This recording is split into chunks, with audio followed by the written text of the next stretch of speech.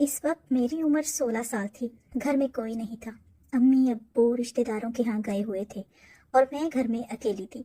میں نے سوچا استاد جی کے آنے سے پہلے نہا لوں، پھر آرام سے بیٹھ کر پڑھائی کروں گی۔ میں کمرے کے اٹیچ باتھ روم میں نہانے چلی گئی۔ کچھ دیر بعد باہر آئی تو سامنے استاد جی صوفے پر بیٹھے میرا انتظار کر رہے تھے۔ کپڑے گیلے ہونے کی وجہ سے میرے پرائیویٹ حصے صاف نظر آ رہے تھے۔ استاد جی کی جیسے ہی مجھ پر نظر پڑی تو ان کی آنکھیں حیرت سے پھیل گئیں، کیونکہ میں نے نیچے والے کپڑے نہیں پہنے تھے۔ استاد جی جوان آدمی تھے۔ میں بے دھیانی میں استاد جی کے برابر کتاب لے کر بیٹھ گئی۔ اچانک میری نظر استاد جی کی شلوار پر پڑی تو ابھار دیکھ کر میں شرمندہ ہو گئی۔ میرے ذہن میں ایک شیطانی خیال آیا کہ اگر تھوڑی سی محنت کی جائے تو بات بن سکتی ہے۔ میں نے جان بوجھ کر اپنی کتاب نیچے گرا دی اور جان بوجھ کر نیچے جھک کر کتاب پکڑنے لگی۔ استاد جی کی نظریں میرے سینے پر ایسے جمی تھیں جیسے کوئی بھوکا انسان کھانے والی چیز کو دیکھتا ہے۔ میں اٹھ کر دوبارہ سیدھی ہو کر صوفے پر بیٹھ گئی۔ آج تو ویسے بھی پورا گھر خالی پڑا ہوا تھا اور کسی کو شک بھی نہیں ہونا تھا۔ آخر کار میں نے تھوڑی سی ہمت کی اور استاد جی کا ہاتھ پکڑ کر اپنے سینے پر رکھ لیا۔ استاد جی شاید پہلے سے ہی اس بات کے انتظار میں تھے کہ میں کب ان کی دعوت دوں اور کب وہ کمواری لڑکی کا مزہ چکھیں۔ اس سے پہلے کہ استاد جی آخری حد پار کرتے، میں نے ایک شرط رکھی۔ میری شرط سنتے ہی استاد جی نے حامی بھر کر کہا کہ مجھے تمہاری ہر شرط منظور ہے۔ جیسے استاد جی نے حامی بھری تو میں نے صوفے پر ہی ان کے ساتھ۔ میرا نام نورین ہے۔ میری ماں کو میرا اکیڈمی جانا پسند نہیں تھا، کیونکہ وہ امیر اور ماڈرن تھیں اور وہ چاہتی تھیں کہ اس کی بیٹی سب سے الگ رہے۔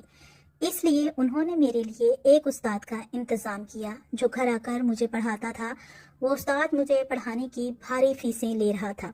میری ماں فخر سے کہتی کہ اس نے اپنی بیٹی کے لیے قابل ٹیچر کا انتظام کیا ہے جو بہت زیادہ فیس لیتا ہے اور اس کی بیٹی کو بہت بہترین پڑھاتا ہے۔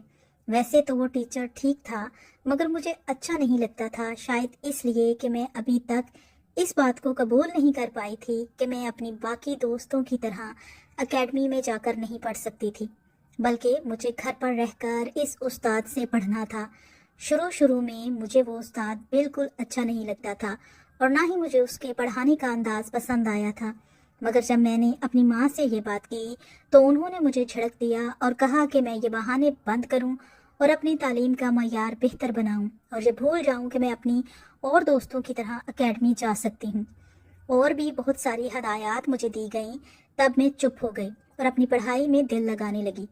دل میں بہت اداس تھی اور اپنے دوستوں کے ساتھ پڑھنا چاہتی تھی، جبکہ میری ساری دوستیں اور باقی کے کلاس فیلوز مجھ پر رشک کرتے کہ میں اتنی امیر ہوں کہ مجھے گھر پر اتنا اچھا استاد پڑھانے آتا ہے۔ ان کی باتیں سن کر میں بھی نخرے میں آنے لگی اور تب میں اپنا سارا افسوس بھلا کر اپنے استاد سے بہت اچھے سے پڑھنے لگی۔ اور جب میں نے دل سے اس استاد کو قبول کیا تو مجھے معلوم ہوا کہ وہ واقعی ایک قابل استاد ہے اور مجھے بہت محنت سے پڑھاتا ہے، اور اس کی محنت کی وجہ سے میں نے بہت کم دنوں میں اپنی پڑھائی بہتر کر لی اور اب کلاس میں ہر سبجیکٹ میں ٹاپ پر آ گئی تھی، جس وجہ سے کلاس اور اسکول میں میری خوب واہ واہ ہوتی، جو سن کر مجھے بہت اچھا لگتا تھا۔ ان تعریفوں کی وجہ سے میں آسمانوں میں اڑنے لگی تھی اور تب میں نے اپنے استاد کو بھی دل سے قبول کر لیا تھا اور ان سے بہت فری ہو گئی اور دل لگا کر ان سے پڑھتی تھی اور اپنی ہر بات شیئر کرتی تاکہ پڑھائی میں مزید بہتر ہو جاؤں۔ اس وجہ سے میرے ماں باپ بھی بہت خوش ہو گئے تھے کہ ان کی بیٹی پہلی پوزیشن پر رہتی ہے اور ان کا نام خوب اونچا کر رہی ہے۔ استاد کی بھی ڈیمانڈ بڑھنے لگی تھی۔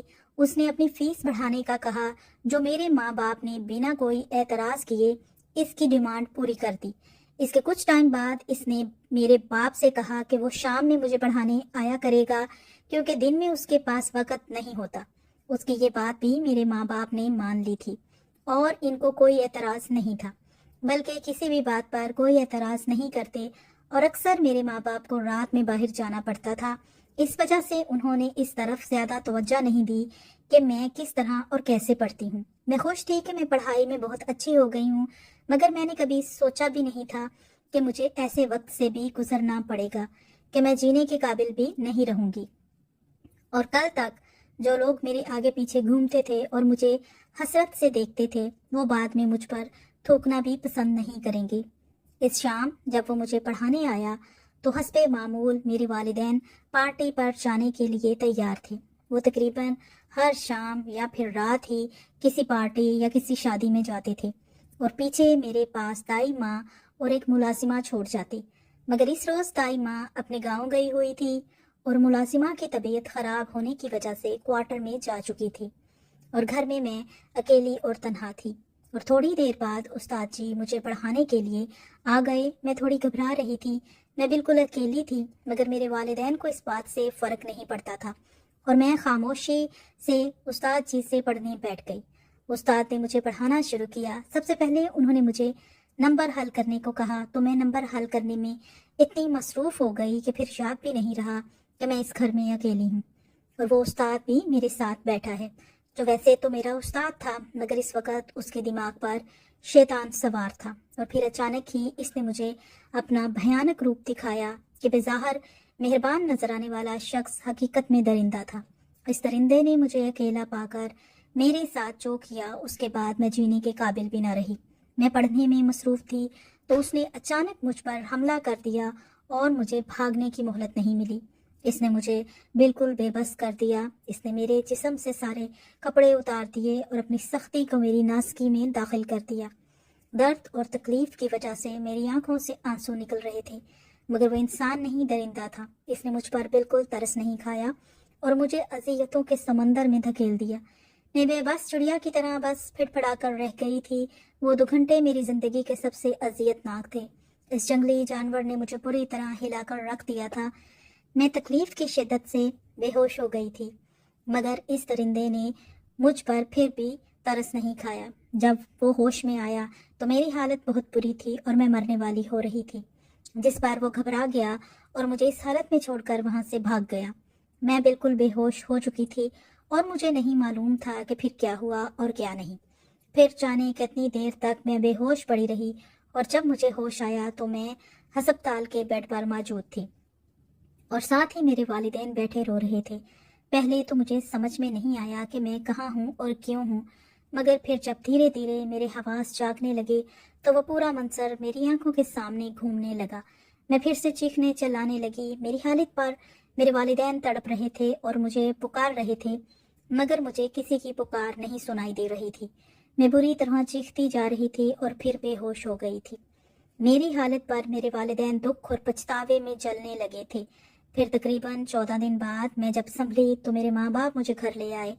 اب میں پہلے کی طرح چیختی چلاتی نہیں تھی، مگر اب میں نے بولنا ہی چھوڑ دیا تھا اور اپنے والدین کی طرف تو میں بالکل بھی نہیں دیکھتی تھی۔ مجھے ان سے نفرت ہو گئی تھی۔ کاش وہ اتنے غافل اور لاپرواہ نہ ہوتے تو میرے ساتھ یہ سب نہ ہوتا۔ زندگی جینے والی لڑکی ہر چیز سے دور ہو گئی تھی۔ میں نے سب سے ملنا جلنا چھوڑ دیا تھا، یوں کمرے میں ہی پڑی رہتی تھی۔